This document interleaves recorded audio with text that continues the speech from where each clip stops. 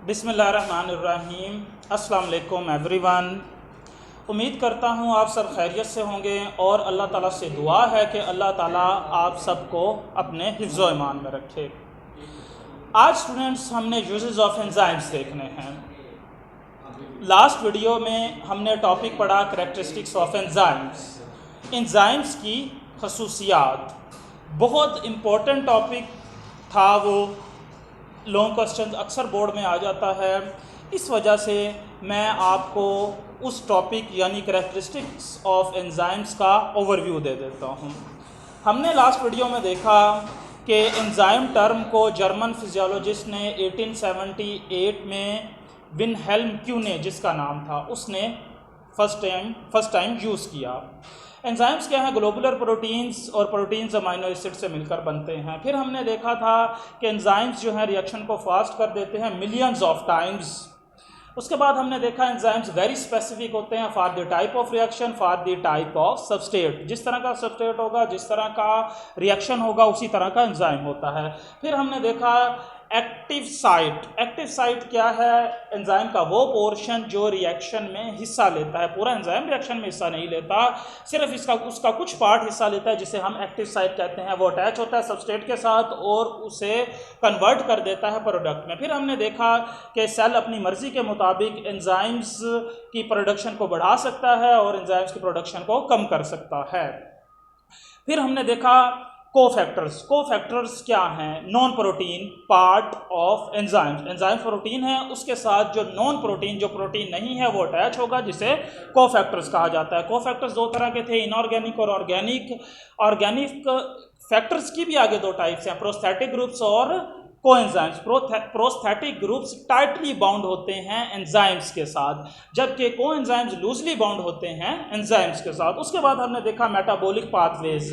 Enzymes metabolic pathways के तौर पर काम करते हैं। एक एंजाइम जो है दूसरे एंजाइम की प्रोडक्ट को सबस्ट्रेट के तौर पर कंसिडर करता है, उसके साथ रिएक्शन करता है और इस प्रोडक्ट वो नेक्स्ट एंजाइम को पास कर देता है। इस तरह नेक्स्ट एंजाइम्स को जो सबस्ट्रेट्स हैं और या प्रोडक्ट्स हैं वो पास ऑन होती रहती हैं। आज हमारा टॉपिक है uses of enzymes.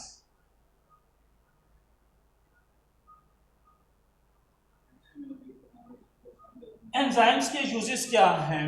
Enzymes fast chemical reactions की वजह से, फास्ट केमिकल रिएक्शंस की वजह से एक्सटेंसिवली यूज किए जाते हैं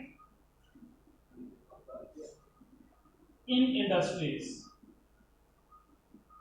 इंडस्ट्रीज में बड़े पैमाने पर एंजाइम्स का यूज़ किया जाता है क्योंकि वो रिएक्शन को फास्ट करवा देते हैं। किस इंडस्ट्री में, कौन सी इंडस्ट्रीज में एंजाइम का यूज़ किया जाता है? उसमें सबसे पहले है फूड इंडस्ट्री। फूड इंडस्ट्री ऐसे एंजाइम्स जो प्रोटीन्स या स्टार्च की ब्रेक डाउन करते हैं, उन्हें व्हाइट ब्रेड और बंस बनाने के लिए यूज किया जाता है।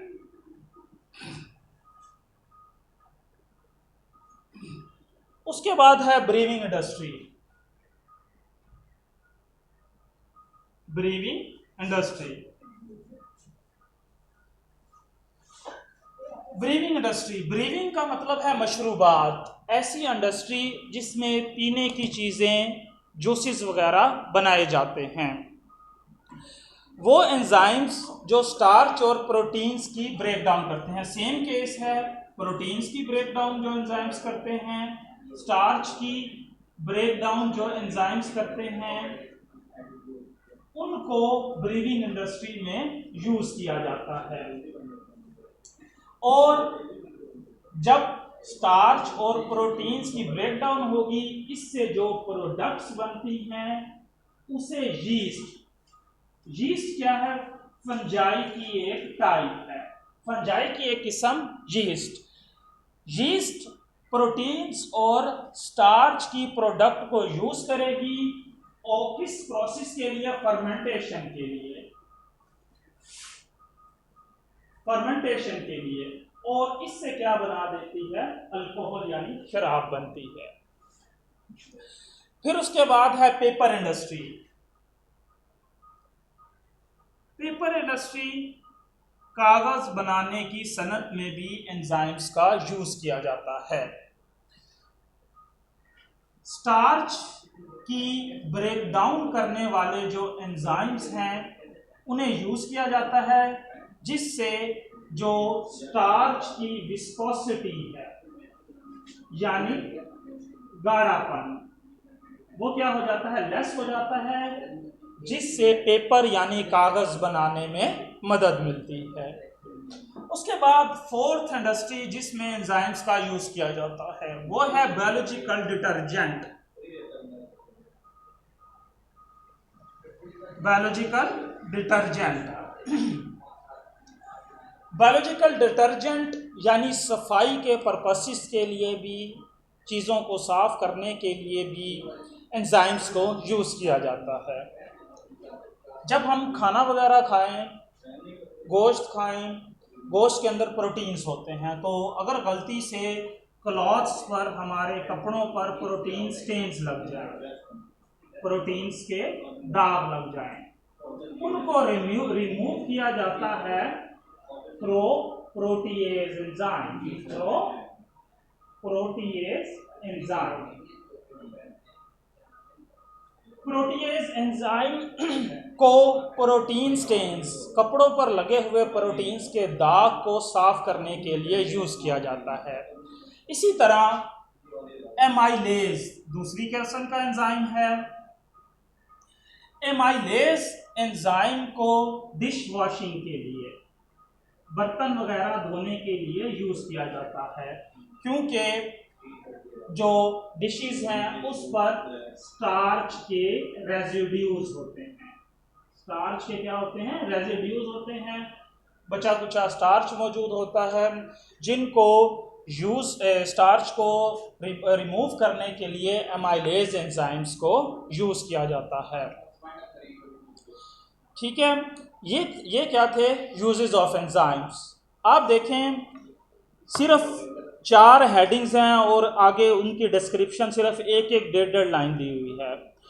इसके बावजूद ये टॉपिक यानी uses of enzymes board point of view के लिहाज से बहुत इम्पोर्टेंट है। एज अ लॉन्ग क्वेश्चन ये आता है, या 1 या 2 यूजेस इंडस्ट्री के अंदर एंजाइम्स के, ये शॉर्ट क्वेश्चन में भी आ जाता है। आज की आपकी डायरी होगी यूजेस ऑफ एंजाइम्स। डायरी क्या है आज आपकी? Uses of enzymes.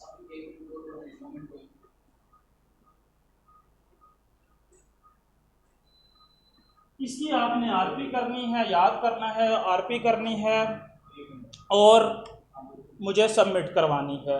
लास्ट कह रहा हूँ, नेक्स्ट टाइम नेक्स्ट वीडियो में हम टॉपिक पढ़ेंगे factors affecting the rate of enzyme action. Enzyme action पर कौन से ऐसे फैक्टर्स हैं जो एंजाइम के काम पर असर डालते हैं, किन चीज़ों को कम करके या ज़्यादा करके जो है एंजाइम्स की जो एक्टिविटी है वो मुतासिर होती है। उसमें है टेम्परेचर, सबस्ट्रेट कंसंट्रेशन और पीएच वैल्यू। इंशाल्लाह वो हम नेक्स्ट वीडियो में देखेंगे।